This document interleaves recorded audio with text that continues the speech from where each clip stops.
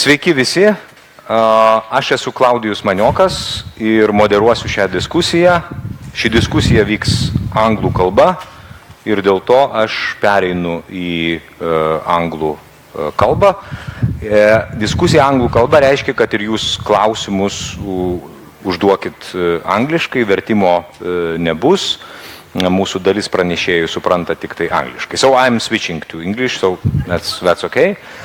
So few words about the session and what we are going to discuss. So you see the very topic of a discussion is alcohol and alcohol policy. And this is a hot topic in Lithuania currently, probably one of the hottest. Lithuanian government and ruling coalition and one ruling party, Peasants' Party in particular, came to power in last year elections on the more or less platform of anti-alcohol consumption policies. And they made it a cornerstone of a program, and they passed several new alcohol regulation measures, introducing new excise duties in March and adopting further restrictions on, let's say, drinking age, making it 20 instead of 18, and banning all kind of advertising altogether from the 1st of January of next year. Plus, they restricted selling times in shops, and new measures such as specialized shops are being discussed currently as new set of policy measures. This section and this discussion will focus not just on alcohol, and not just on many alcohol regulations, control policies, but rather on the applicability of Nordic ways of dealing with these issues to Lithuania, or applicability of Nordic ways to deal with elsewhere. It's really very clear that Lithuanian policy was inspired entirely by the Nordic example. Swedish, Norway's, Finnish policies. And it's a big question to what extent it can be transferable. Big policy as well as specific measures. We are different here in Lithuania. Last session discussed nation-state, state tradition, and we know that the Nordic people, they believe in state, they trust state, and usually regulations are very effective on many things, including alcohol. Here we have a rather different American-style tradition. People are here distrustful of state, mostly. Trust levels are the lowest, among the lowest here in the world. And there are other things which make this transfer a bit questionable. So these questions are central to our discussion, and we hope we will be able to tackle it in a consistent and evidence-based manner. That's our goal. To discuss it not only and not so much from the normative perspective, but to add evidence to this very much.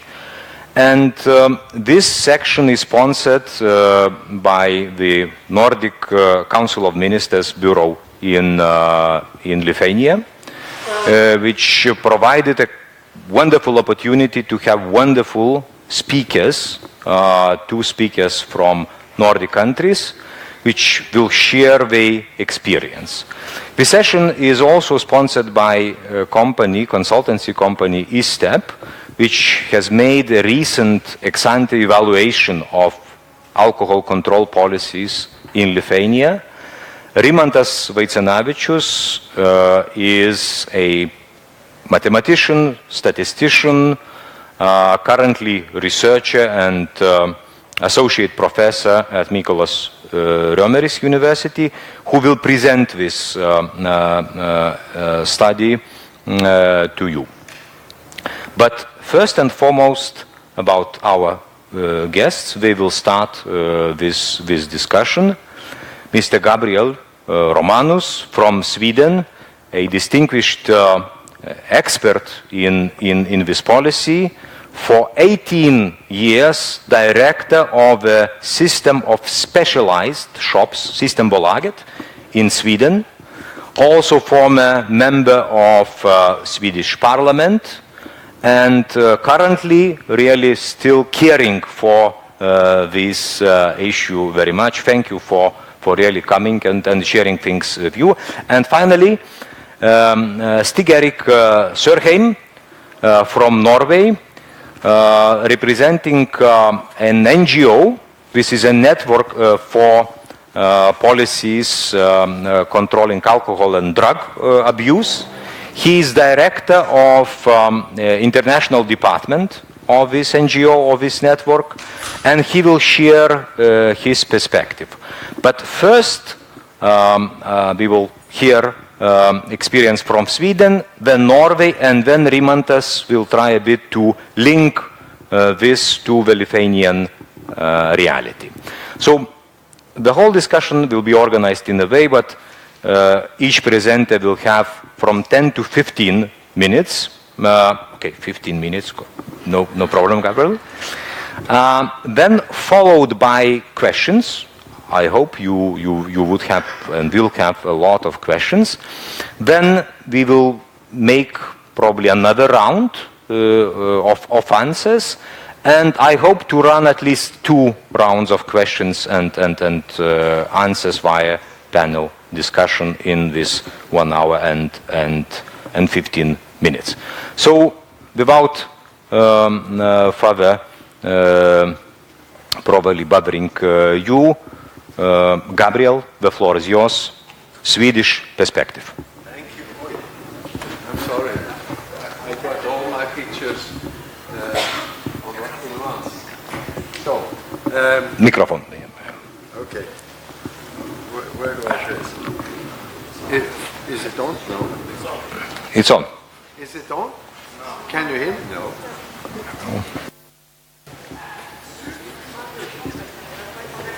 And 2. 1, 2. Yeah. Oh. Please speak louder.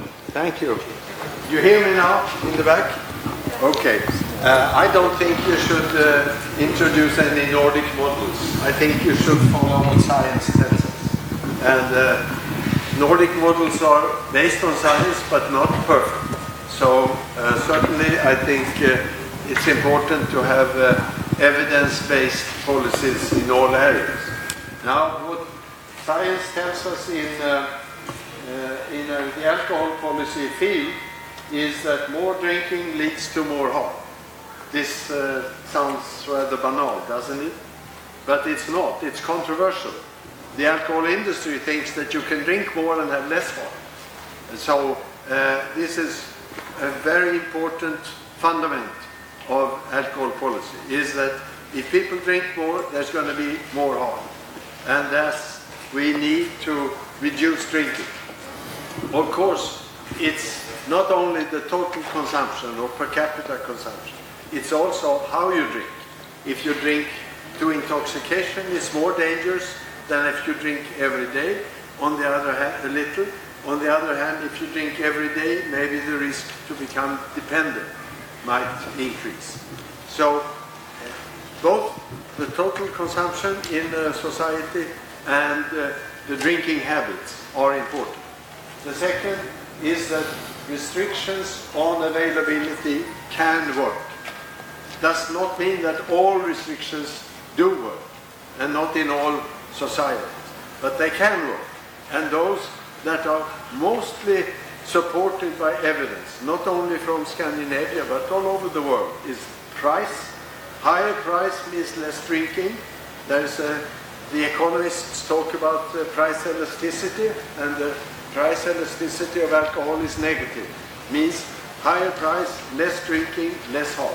That's a general law, and This I take from a scientific report by about 20 of the world's leading alcohol researchers. Only one of them was Swedish, I think. So it could be true. And another restriction which works is age limits. We know that from when the United States raised their age limit for drinking to 21, harm went up. Alcohol-related harm in traffic accidents and other... Better? Okay. I appreciate that because my throat is a little sore. So alcohol age limits also is supported not only by Scandinavian researchers, but researchers from the United States, you know, the freedom heaven of the world. And the third one is information has little effect. That's sad. I used to be also a politician, as you heard, and of course what politicians do is talk, but it has little effect. And the alcohol industry, they say information. We should inform people so they drink more sensibly. Doesn't work. You have to have hard measures if you want to influence alcohol-related harm.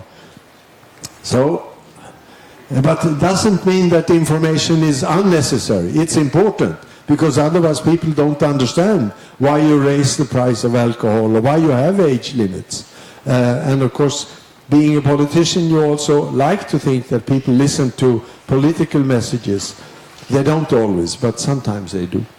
Okay, this is the Swedish alcohol policy. I'll run through it very fast, because if you don't understand, you can put questions, and I have some more important slides in the back.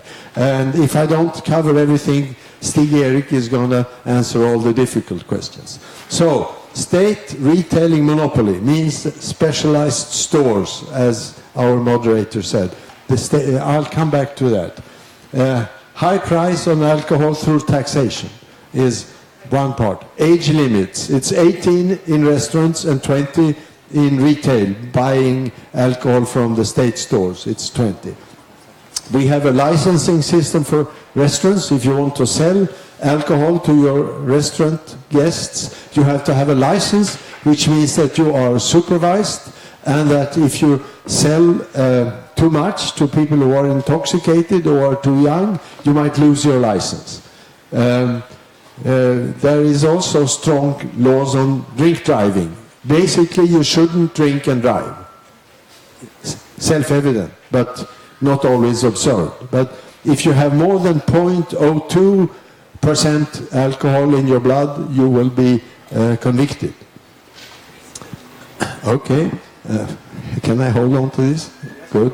And of course, this has led to less drunk driving accidents. Sweden is probably now, together with Norway, has the lowest drunk driving accident rate in the world. And then we have marketing and advertising regulation. We used to have prohibition on advertising in newspapers and magazines, but that was changed a few years ago by a Swedish court. Well, we might come back to that, since I know you have a proposal that's going to be in effect by the 1st of January here. And now, since that happened, there has been more research showing that advertising has effect. Alcohol advertising has effect on young people's drinking. And they start earlier if they are exposed to advertising, and they drink more than those who have not been exposed to advertising of alcohol. Since our law was changed because of this court decision by the marketing court, alcohol advertising has raised from virtually nothing to 1 billion Swedish crowns, which is about 100,000, which means, divide by 10, you get the euros. So 1 billion divided by 10, that's 100,000 euros, yeah? Million, I'm sorry. Millions, I'm sorry. Never try to calculate when you're giving a speech. It's always dangerous. And the last one, of course, is we also do inform. Even though we know information only has no effect. If you have a system of different restrictions, you also have to inform on why you have them. Otherwise, you will not have public support for your policy. And last but not least, you also have treatment for those who have alcohol-related harm, dependence, or alcohol-related illnesses. You know, alcohol affects about 60 different diseases.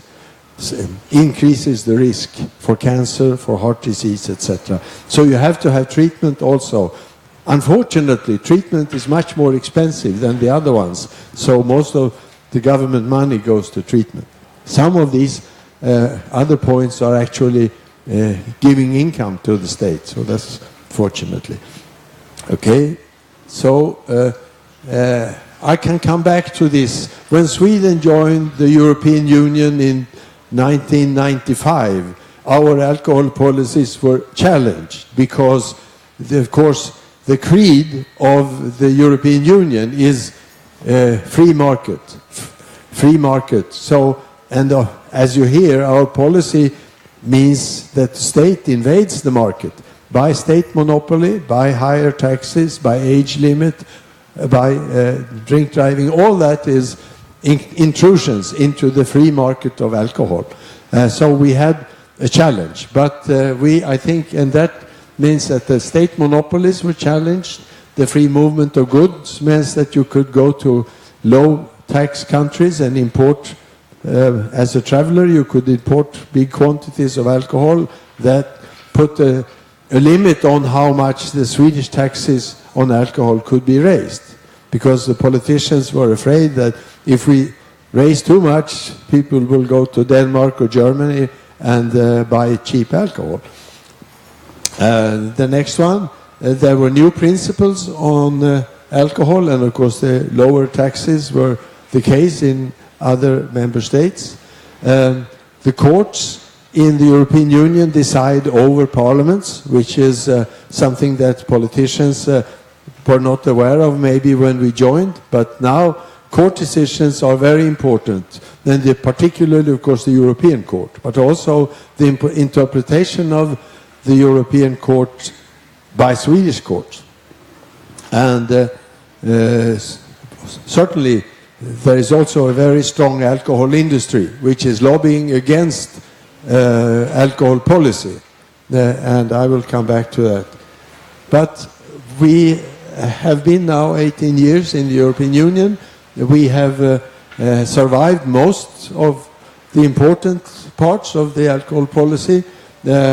We have still a retail monopoly, meaning the stores are still there and have monopoly on sales, what's called off-premise sales, meaning sales of alcohol where the consumption is not in the place where you buy it.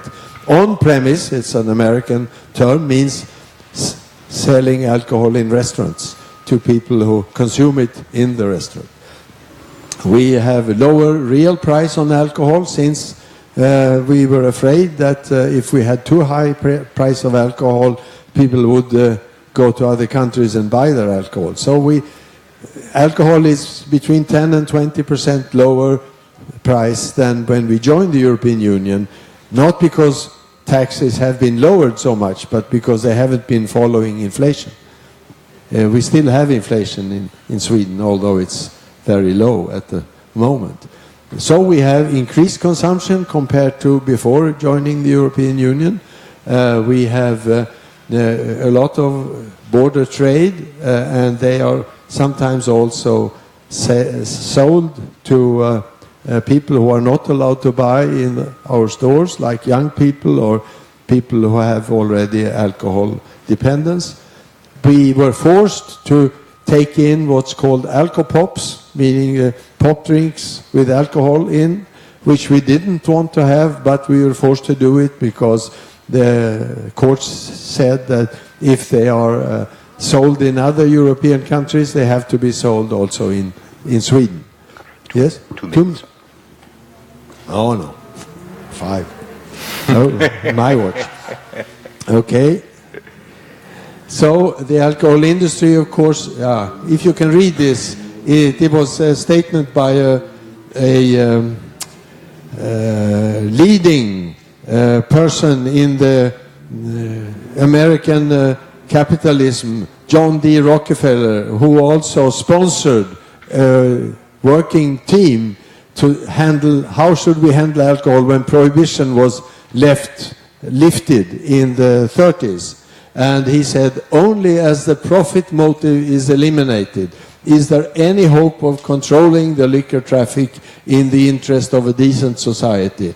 To approach the problem from any other angle is only to tinker with it and to ensure failure. This point cannot be too heavily stressed. Means that that is the foundation, even though we don't formulate it so nasty, of the Swedish monopoly, is to keep competition and private profit making out of selling alcohol to customers. And that's why we have these state stores. And I will come back to that later in the discussion, what the state stores are and what they do and what is the effect of having a state store system. Since you asked me for that, I will come back to that. Okay, I think I still have a couple of minutes, so I'll say the alcohol industry versus public health. I think this is important, fundamental. I'm a liberal politician, so I like market economy. I like competition, but I don't want it with the substances that create dependence. Because if you want people to drink less, you shouldn't have competition and private profit making, because then, of course, people will drink more. So if you believe in market economy, you should keep it away from alcohol and drugs and medicines and so on. That's my idea. The alcohol industry wants people to drink more. That's how they sell more. And of course, a large portion of those sales go to people who drink too much. Maybe 10% of the consumption, the 10% of the consumers account for more than half of the consumption. So when industry people say that we don't want people to drink too much, we don't want people to abuse alcohol, they are not trustworthy, because half of their sales go to people who drink too much. So alcohol industry should be treated with arm's length from health policies. Also you notice that usually industry representatives want alcohol policy to be limited to information. They don't want other things that have effect. And policy measures that are recommended by scientists are often opposed by the alcohol industry, and the alcohol industry says we can have self-regulation of advertising, which has been shown many times it doesn't work. Thank you.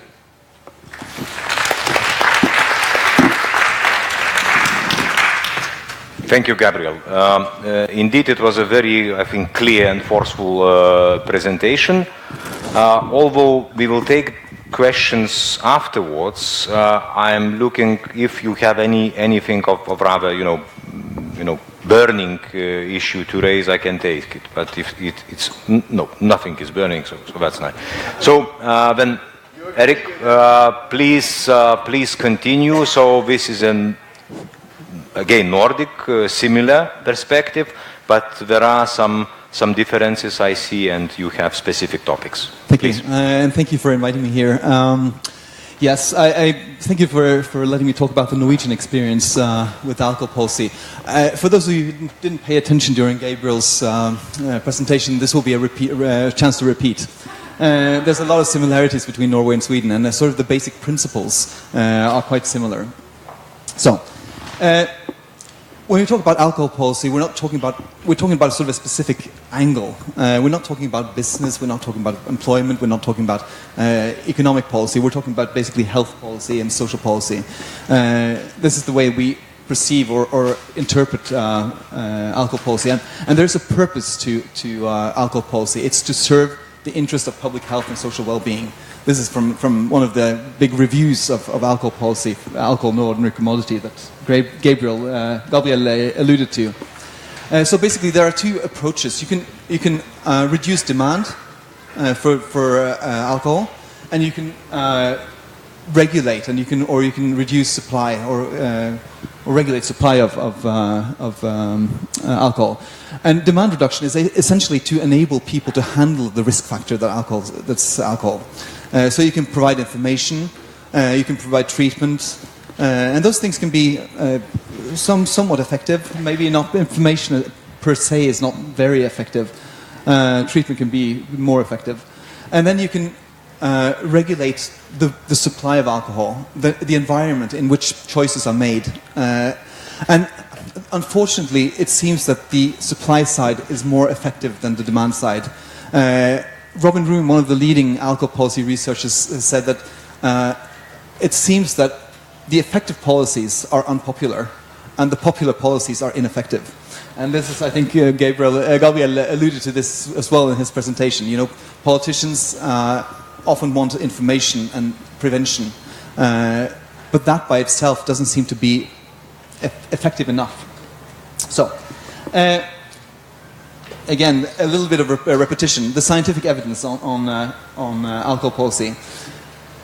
The most effective ways of regulating seems to be, or reducing harm, seems to be regulating physical availability, regulating promotion, that's advertising, drink driving policies, taxation and pricing, and treatment and early intervention. Those are sort of the main approaches.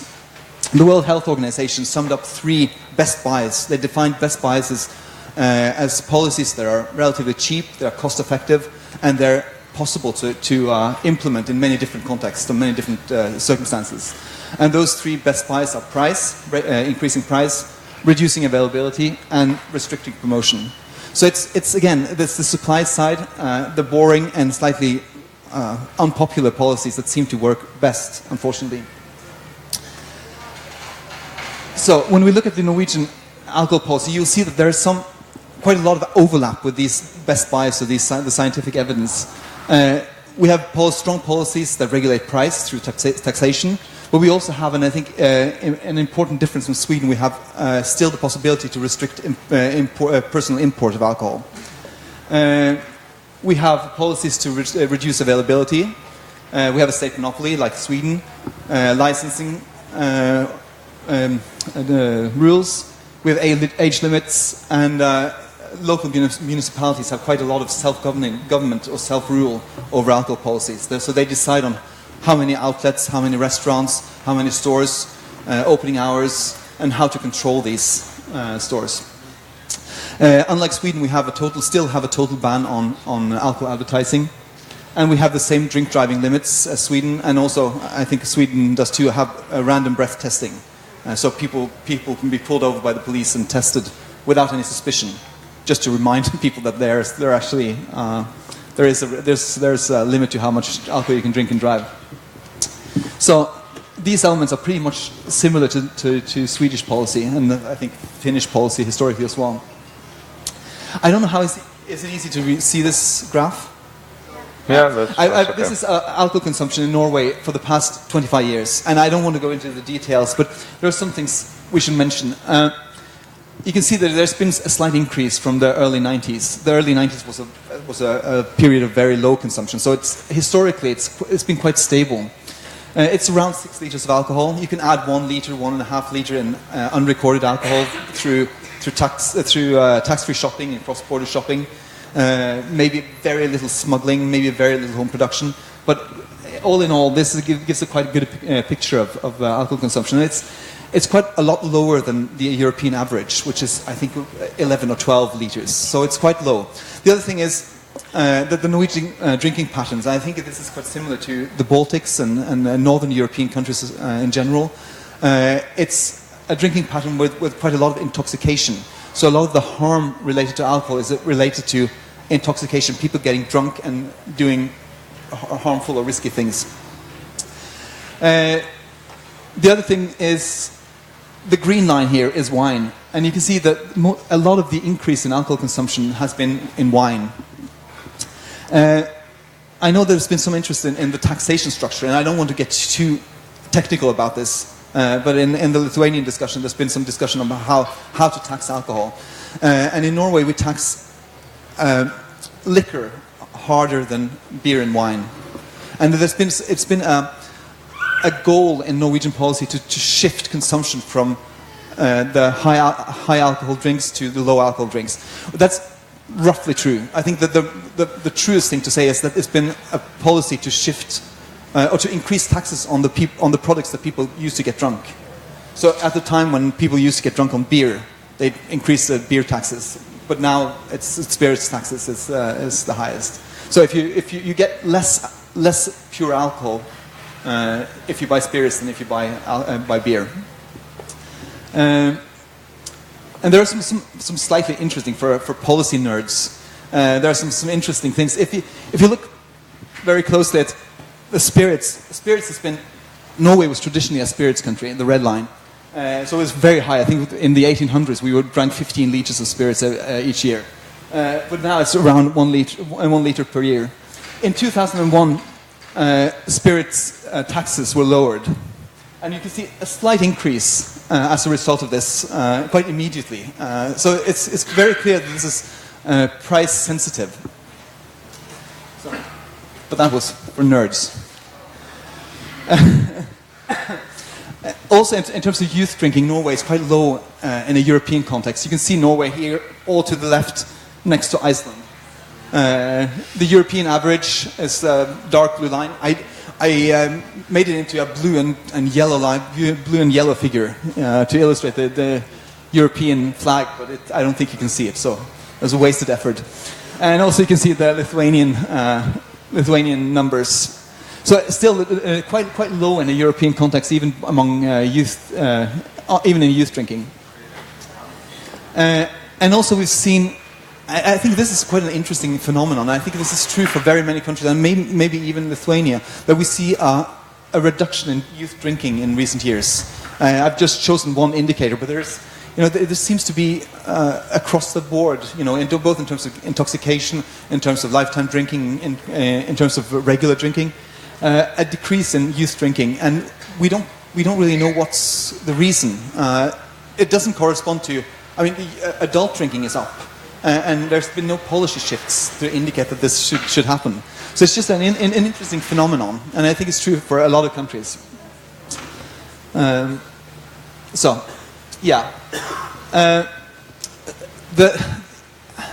said initially that a lot of the effective policies are not popular, and that's true. I mean, nobody likes high taxes, and nobody likes restrictions. But as restrictions go, these are seem to be quite acceptable in Norwegian culture and the Norwegian context. I tried to find a picture to illustrate public support, and I found these thumbs up, and I think that's perhaps too enthusiastic. But people seem to like the monopoly stores. I mean, around 75-80% seem to say that this is a good idea. Even importers and producers of wine and spirits tend to favor the wine monopoly simply because it's easier for them to get their products to market in a monopoly than it would be in grocery stores.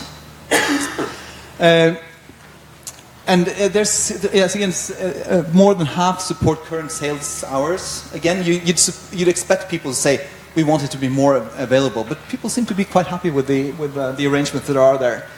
And the research has shown that over the past decade or so, support for alcohol policies has actually increased somewhat in Norway. Fewer people say that alcohol is too expensive.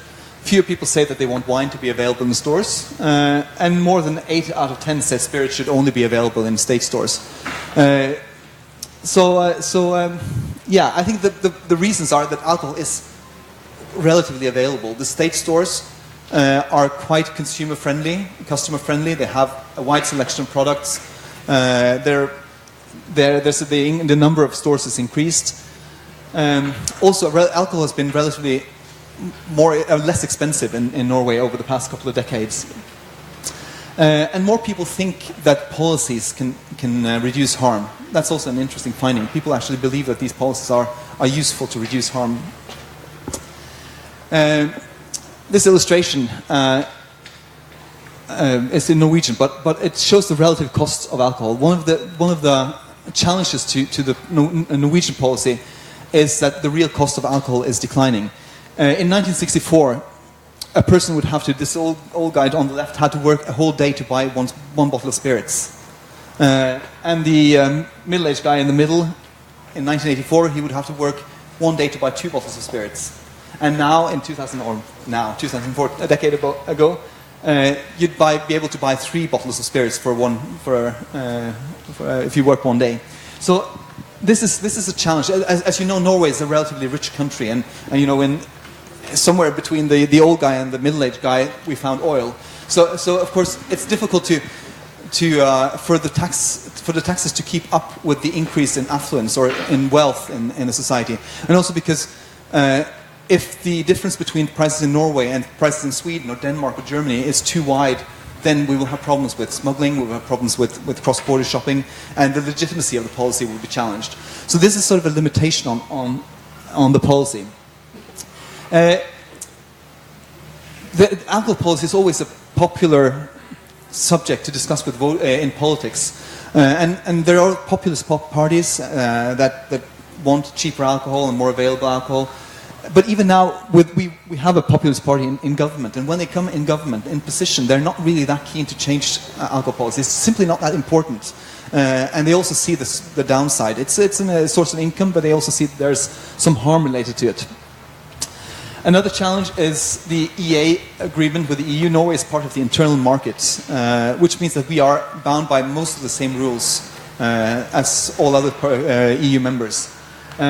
But one of the important differences is that the import quotas are much lower. We can bring 6 bottles of wine across the border. The Swedes can fill a van and drive across the border. So that gives Norway a bit more autonomy in terms of setting taxes and running its own policy. And I think that perhaps the main challenge that we see now is that alcohol policy as such is not, the Norwegian model is not being challenged, but some aspects of it are being challenged, and some aspects of it are being changed. And the question is, the model is a package. It's not just a single policy. It's a package that's connected. And if you sort of start removing elements of this policy, then we don't really know where that will lead.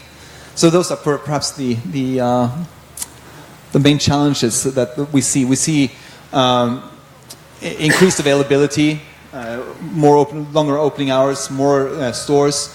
We see that the wine monopolies market share is decreasing, particularly for spirits. About half the spirits that's been consumed in Norway is bought abroad, in Sweden or through tax-free shopping.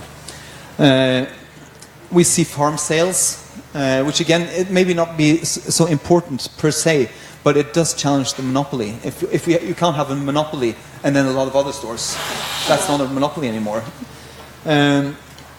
And we still have an advertising ban, but there's been they've introduced some new regulations where producers are allowed to inform about their products. And there's, of course, a very large grey area between information and promotion. So that's pretty much the situation in Norway now. I think that was my last slide. Yes, thank you. Thank you.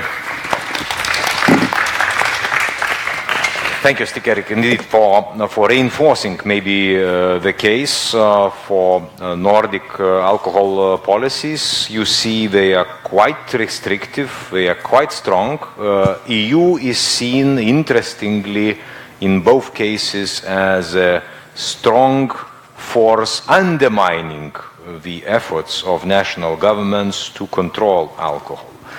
So, let's see what is the situation then in Lithuania.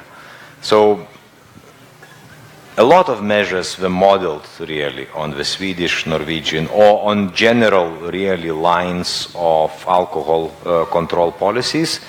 We can see, and we will probably see whether they are working, whether they can work, because this is quite an important thing apart from normative politics and evidences supporting one or another option. We should aim to have an effective policy which works. And Rimantas, I think this is now, the floor is yours. Thank you very much. The third presentation will be a bit wide in scope because I will not talk just about Lithuania, but I will show all statistics, being myself statistician, so I will show a broader view what's going on in Europe. And what I will do, I will show for those of you which might be willing to read in your native language. So the slides will be in Lithuanian, but I will talk only in English. So what I will discuss, first of all, I will discuss the consumption, both how much is consumed in Lithuania and Europe of alcohol, and what are consumption patterns of it. Also, what I will, in a more systematic way, overview those measures that are applied to alcohol regulation. I will talk on taxes, mostly in this case in Lithuania, comparing to other EU member states, and how it does affect, because we did a lot of work. There was a study that 3 researchers from ESTEP did a lot of work just a few months ago, and we tried to model, to put together statistics, how these measures do work in Lithuania. So the last 2 points are for discussion. There are many things to discuss, whether it works, what does it work in Lithuania. I hope you will enjoy that. So, first of all, it's Lithuania. And here we see legal alcohol consumption. And most of statistics is very mixed to that, because legal and total consumption, they differ. We hear it differs in Norway, and Norway shows legal consumption, and it's a very small part of the story. My son is not drinking, but 2 months ago he rented a flat in Oslo, and he immediately was requested to bring 2 bottles of vodka to Norway. The guy just last week bought new Tesla, but he still wants Lithuanian alcohol to consume. So this is going on. So here is only legal, without or not that legal. And what we see, it's constantly increasing. The green line shows what politicians like talking, but they like talking very often nonsense. And this nonsense that they have been talking for ages in Lithuania, it's green line. They always wanted to calm down everyone. We will do it. Whatever we talk is efficient, and it will work. It never worked in Lithuania, whatever they have talked. And so the line was always up, up, up. And when they suddenly said we should do something effective, without their intervention, it started to drop down. So what we see, there is something invisible hand which regulates far more than all politicians taken together. Next slide gives a little bit comparison, Lithuania and other countries. And the most going uphill line is Lithuania. So you see, it's a really outstanding country where it went up. And it's, again, only legal. Because now, Statistics Department, after our study, where I criticized and stressed the adjustment for taking that alcohol from Lithuania to Norway and to Sweden. So they adjusted the methodology and it went down very nicely. So what we see here, it's dropping everywhere, and in Lithuania it was going up and it's going down. So next slide. The next slide, it's unaccounted alcohol. And here in Lithuania you have had so much conflicting views on that. First of all, no one measured that. And this is World Health Organization, which measures harm on your health of alcohol.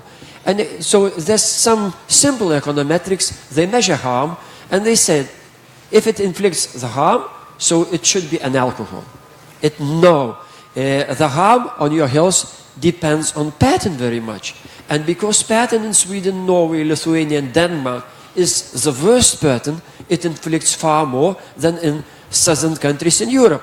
So what we see here, if you are in southern Europe, there's small number. If you're in northern, it's big number. Because it's a different indicator. It's a harm. It's not an illegal alcohol. So what we see that a lot of statistics is more confusing than helping to understand what's going on. here is alcohol. It's maybe too small for such a big auditorium, but I just will tell. There are two nations which are outstanding in the inflicting most harm on themselves. These are Lithuanians and Danes. So, and just follow. And the least harm is inflicted in Portugal, where nearly half of the population drink daily, and it's a very small harm. Just imagine simple thing. A Portuguese drinks 50 milliliters each day, and he just does not notice that and a Dane or Lithuanian consumes all that amount once in a month. So he has to drink 30 multiplied by 50, so it's 2 big bottles of wine. And he gets drunk, does not remember what he was drinking next day. It's a hard infliction. So here it shows that it's a real problem. So when we talk about the harm, we should talk about consumption patterns. And Norway had a policy. In the Swedish presentation, we had a conflicting views on that. Lithuania is not yet in that debate. And our study, which we did in ESTEP, was very much directed. We should have a national debate on that. And here what's going on in Europe. And Europe is applying all those measures that were previously mentioned. And the most popular is for its restriction to sell alcohol for a person who's drunken. Just as a very formal application. Who may say who is drunken in the shop? Well, who of you could say, is a person already drunken or not? So it's not an easy decision. But still, 25 applies something. The second is restriction of time. Then 14 is restriction to sell in those gasoline stations, and so on. So there are many. The next slide puts in the statistics, and we try to establish a bit of statistical relationship between how many measures do you apply and how much do you consume. And Lithuania is an outstanding country. It applies all the measures it finds everywhere. The Lithuanian politician is a very typical one. If he finds anything which is applied anywhere, he is not interesting. Is it working or it's not working? It's just applying in Lithuania immediately. So we are champions in alcohol consumption and measures. And we are still very happy about that. So our study challenges that. Is it rational behavior? Is it rational? It's just cheating public opinion. We should do what is efficient, and doing for having no effects is not really an effective policy. So the next slide is here.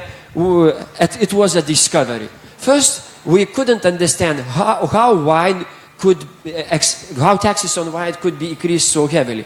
And here we discussed that we took the legislation that politicians have been discussing in Parliament a year ago, what they want to approve in taxes.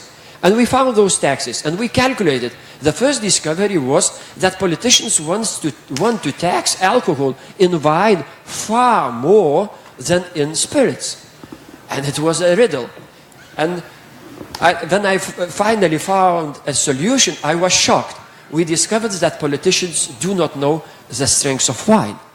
Because the wine has average strength 11.7 in Lithuania. And because law tells that everything is wine which is up to 15, they consider all the wine in Lithuania is 15. But if a person wants Riesling, he never buys 15.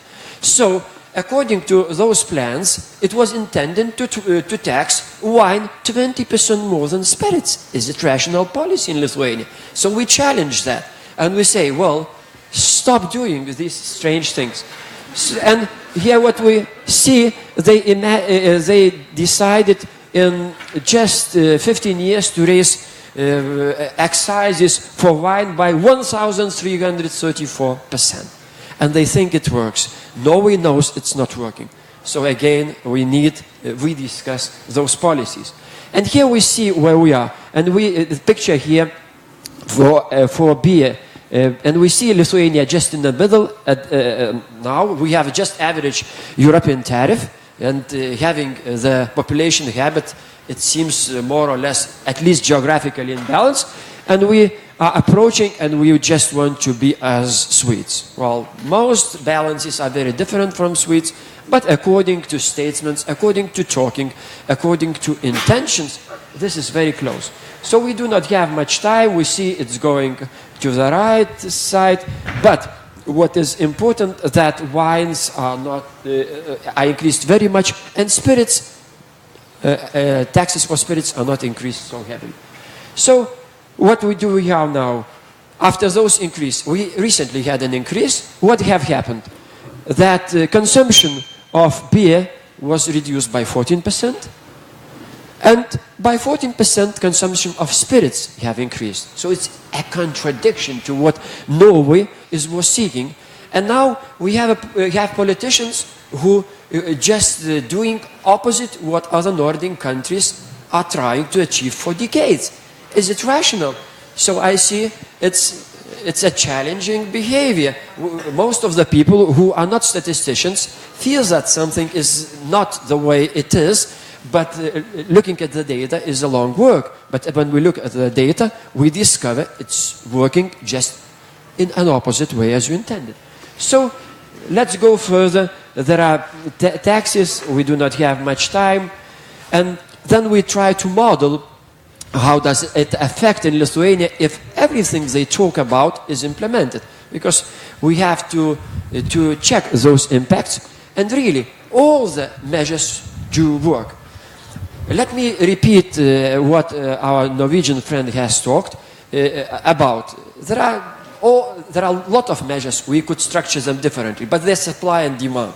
And whatever, if we have any market, not alcohol, whatever, financial market, any goods market, we have a supply, we could regulate supply.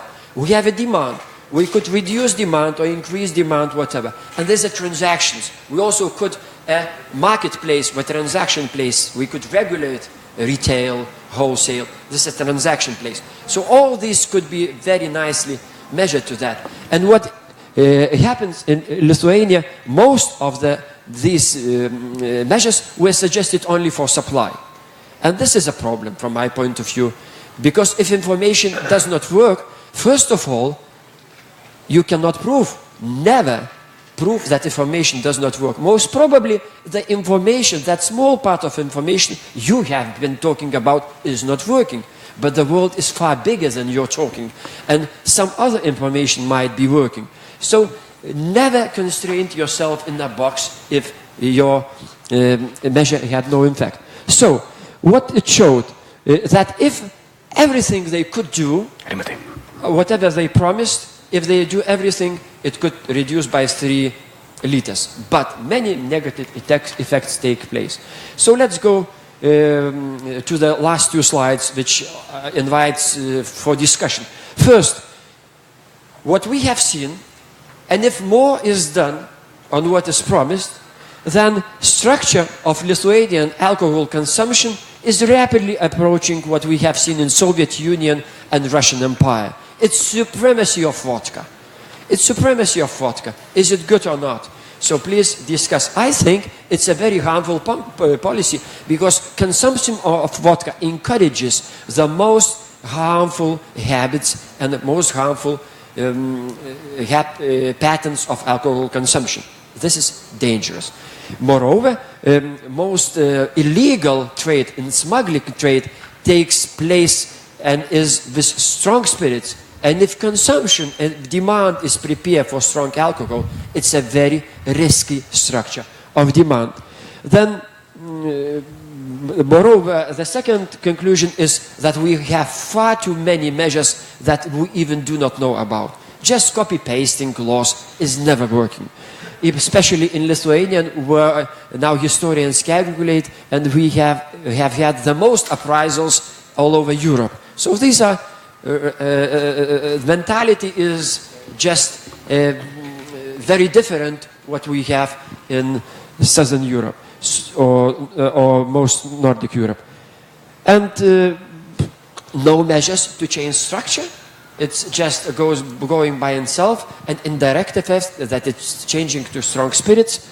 And the last thing is that it's not very well targeted. And why not well targeted? Because even if alcohol consumption is somewhat reduced, but if pattern becomes more harmful, the impact of your health might be more harmful. Imagine if they drink those smuggled contents which are mixed out of low quality spirits. This is very dangerous.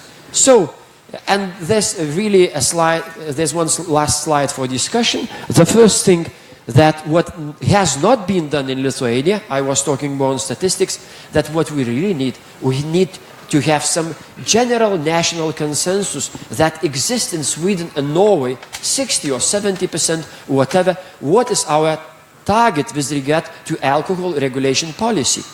We have every time new party with new ideas, the law has been changed 56% and no national agreement, even to 51%. So, and it would be very nice from my point of view if the health stays at the center, that alcohol policy should reduce negative harm on health. But it's not now in Lithuania, because what we hear is just to reduce alcohol. And moreover, in now currently, which is in place, that alcohol strategy, it is announced that only legal consumption of alcohol is reduced. If all of you would drink illegal alcohol, politicians would be happy. Is it appropriate policy? So we challenge that. So, and here, harm, and the second what we need in Lithuania is monitoring, good monitoring system in Lithuania. Because we really need good monitoring system. We should overview what has effect, what does not have effect, what data tells us. We should not look in 1920s, 1930s. Life is changing. We have functioning markets. So really, the changes that we see today is rapidly changing marketplace. So in Lithuania, we think it's a cheap work compared to harm that inflicts on citizens. And that has not been done. So we are proud in ESTEP we made a first very, very wide study on the consumption of alcohol in Lithuania.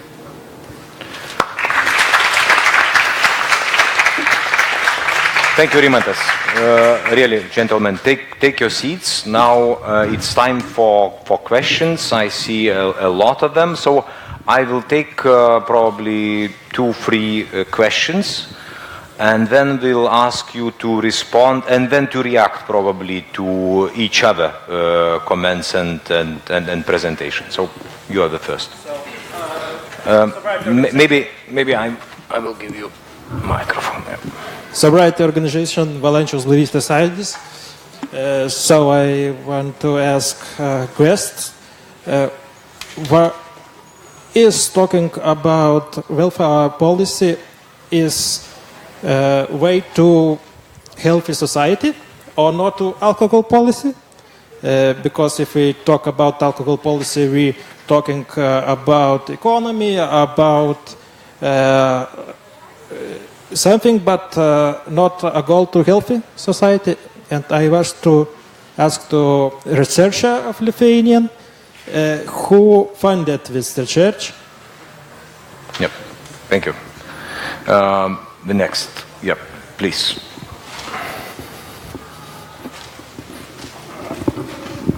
Hello everyone, thank you for a great presentation. It was very informative and kind of provocative and fun in some sense for all of the presentations. Yeah. So first of all, before asking, just short thinking why I'm here and what I'm thinking while sitting here. So first of all, I'm interested who are the people who attend this discussion. As my colleague, not a colleague, but the person said, maybe it's people who want to save us and make us less harmed from alcohol, you know. So I was thinking maybe there's another group of people who want to, I don't know, stop the, or just, how to say, people who want to ensure that alcohol consumption is going to continue and that we will be allowed to use alcohol. So I don't really know what kind of people gathered here, maybe those who feel harmed by alcohol or harmed by people who use alcohol and so on. Just a broad overview, this is what I'm thinking. And my idea, the question that I would like some of you to respond is, alcohol is very harmful drug. There are many drugs that are illegal and less harmful than alcohol. How many would you name based on all the research that is done in many countries? High citation factor articles, best researchers. There are drugs, substances that are less harmful than alcohol and they're illegal. So my opinion would be a suggestion that maybe please, 30 seconds, we could reduce harm that is done by alcohol by allowing people to choose another things that are less harmful. Alcohol is very bad thing, you know. Really, come on. But there are worse. Yes. We understood your question. And the third question, the last one for this round. Yes. Hello, my name is Jurga. I work at an NGO that is a policy NGO in drug policy and dependency policies. I have a few questions. My perception in the Lithuanian society, general public, and which has influence on our policy decisions, it has two major problems in terms of alcohol control. One is the fact that alcohol is not perceived as a harmful substance. So there's this whole debate about a very harmful substance. This whole debate about free sales and free market and everything. I'm a liberal. I'm all for free market economy. Alcohol, in my view, is not an object of market economy because it's an extremely harmful substance. You know, we don't talk about availability of nuclear, elements in a free market economy, right? It's extreme, but it's similar. Another problem is that we tend to focus 95%, I would say, of all of our public and policy debates around supply reduction and almost completely forget the demand reduction measures. And there must be a balanced policy, basically, because you can't resolve issues with just addressing supply reduction. In the Nordic countries, where these questions, issues before the policies were made, and how were they addressed in the general public, because you've implemented these more restrictive policies? Thank you. It's clear. So you have each 2 minutes probably to comment. I probably will start from the Swedish colleague. Gabriel, the floor is yours. There are interesting comments and also probably observations on general things. Okay. I think I'm not so interested in the semantics of some demand reduction or supply reduction. To me, increasing the price is the way to reduce demand, because then demand becomes lower. And age limit is also a means to reduce demand, because then young people who want to live by the law don't demand alcohol. So demand reduction or supply reduction, that's just a semantic question. I think we should use what is shown to be effective. And we know that price is effective. It doesn't mean that all taxation systems are effective, but a good taxation system, and for me, it's obvious that you should tax more dangerous, means stronger alcohol harder than weaker beverages. And that's also according to the European law is acceptable. So, sorry, Gabriel. So this is, I think, very interesting thing. You all three agree. So, and it seems also the other question was if there are other drugs that are less harmful. Well, to me, alcohol is more harmful because it's used more widely. If you would use heroin or marijuana as widely as alcohol, they would create more harm.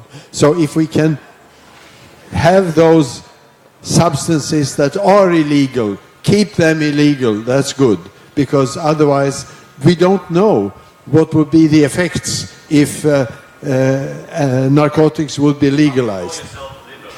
because I'm social liberal, not laissez-faire liberal. You can choose for me what I should use and not. Yeah, well, I think the society has the right to protect itself against harm. If I need to have a PhD okay. to be able to choose what I want to use. Well, yeah, I don't have to be a PhD to know what's dangerous. And also, if people get harmed by alcohol, they expect society to pay for the costs for treatment. That's one thing. The other is that drinking is not just the drinker's business, because the drinker has a wife and children, or maybe a husband and children, and harm to others was actually the foundation of alcohol policy in all countries. It wasn't the medical harm to the drinker that was the important thing. It was the fact that alcohol, like narcotics, harm others. And therefore, I think we have the moral right for society to try to reduce alcohol-related harm. And I still think I'm liberal. I still am in favor of market economy, but like the lady here, I don't think market economy is a religion. It's a measure, it's a tool that can be used for toothpaste and for furniture and for clothing, but not for alcohol. That's my point of view on that. Clear. So, should we pass to Stig? Yeah, Stig Erik. Again, we're getting into the discussion about illegal drugs. I think the assumption that you make is that people will replace alcohol with illegal drugs, or drugs that allegedly are less harmful. But I'm not entirely convinced about that. I think that there is a risk that we end up with more substance use problems. So that's my concern. And I the jury's out. We can look at what's going on in the United States with cannabis and alcohol. And it's still too early to draw any conclusions, but so far there's no indication that alcohol consumption goes down. So I don't know. I mean, as a theoretical model, yes, maybe, but I'm, like Gabriel, I'm not convinced. And also, I think that the harms related to different drugs is also very much connected to use patterns. I think, for instance, cannabis, you've seen a shift in cannabis use consumption, or from more sporadic use to more regular use, which I think will perhaps change the equation a little bit. But again, we don't really know this. I don't really know this, and I don't think the researchers even know this. But I think it's a fair point. I work in drug policy as well, and this is an ongoing discussion. So the other point you were mentioning, you were mentioning that how the Nordic countries implemented this. I mean, we were. I think it's the alcohol policy emerged from sort of broad popular and rather democratic movements. The low church or free churches. The labor movement, and so it's sort of it was a sort of a historical coincidence, I think, and I think as Gabriel said, the point was to protect women and children really from men's harmful alcohol consumption. So that was also why it was a mobilizing issue for the women's movement. So it was sort of a convergence of forces in society, and I think I would also argue that there were social justice or democratic movements that sort of created legitimacy for these policies. And in Norway, they managed to ban spirits, and that was quite problematic. So the Norwegian and Swedish alcohol policy emerged from these movements that were quite restrictive and quite concerned about harm to others. I think that was the main thing, rather than the liver of the drinker. Thank you. Rimantas? Well, I most probably will take the question that no one, because everyone is concentrating only on one question mostly.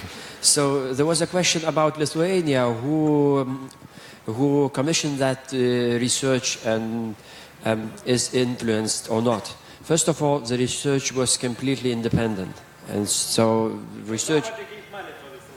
Well, I will answer. It's interesting about money, how much I understand your interest, but let me explain the whole context of that. First of all, the outcome of the research is that the only one movement where alcohol regulation was efficient was middle of 19th century, and Bishop Valančius. So that's the outcome of our research.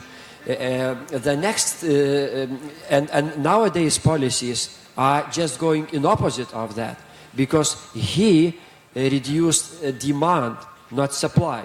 And this is a very efficient, that works well in Lithuania. So that's about outcome. And whoever orders that, it goes along your lines. So you want to know who is your friend. So that your friend is here, Retail Association of Lithuania. They ordered that because they wanted to understand what the impacts of that. And the major conclusion of that it does not affect them at all. So in fact, they have interest in what happens, and what happens does not affect them at all, because what it happens, the first outcome of it explained that small retail shops, they suffer, and big shops do not suffer for that. So this is explanation. It's fully independent. It was just funded by it could be funded by anyone. We would be very lucky for you to fund that and to look at the data. If you have funding, please come and join the investigation. So interest is very simple, and what we see, there's much interest in talking, and practically negligible interest in understanding the data and understanding optimal policy. I see you agree with me, and that's a huge problem. That's my maybe long but answer to that question. Okay, thank you. Short reaction, Captain. Yeah, I was asked to comment about the specialized stores, and I think we are approaching the end of the session. So if you want me to do that, I should ask for my slides again and give you a very short comment on that. There is an interest, in this topic. I see, we have a couple of minutes only left. It's almost time. So I would rather probably ask those who are interested just to approach you afterwards. I think we have then half an hour break. And I would rather take another last burning question, if there is any. Fine. Fine with me. Come afterwards and I'll put the slides on. Yeah. One little question, maybe philosophical question. Is there going to be a universal way to lower demand and supply of alcohol? Magic universal way of... No magic word. I will show you here.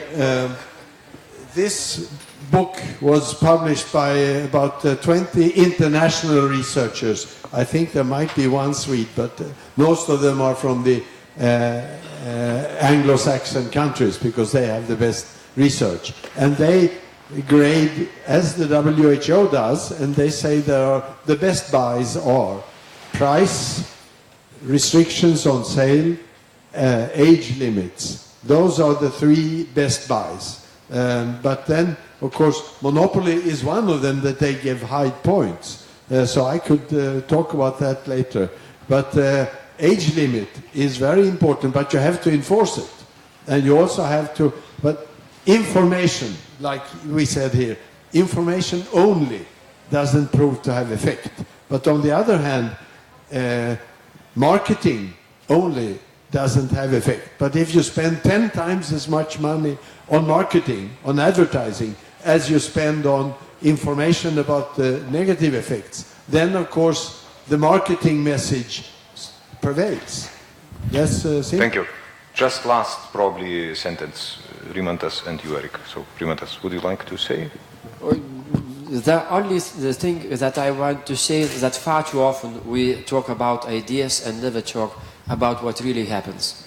And we have a lot of data on alcohol, and instead of talking on what happens, instead of talking what works, we are talking just and adhering and listening to some names. And names never work. All countries are different. Really, we have 3-4 structural parts of those measures. All of them work and all of them don't work. And they have to be enforced. And enforcement mechanism might be working completely differently in completely different countries. So my message, we should get down to data and to understand what policies are optimal and we lack that in Lithuania. Thank you. And you, So, last sentence. I think, to your last question, I think that the basic principles can be found in the science literature, but I think that the application of the principles and the balance between policies need to be adapted to national circumstances.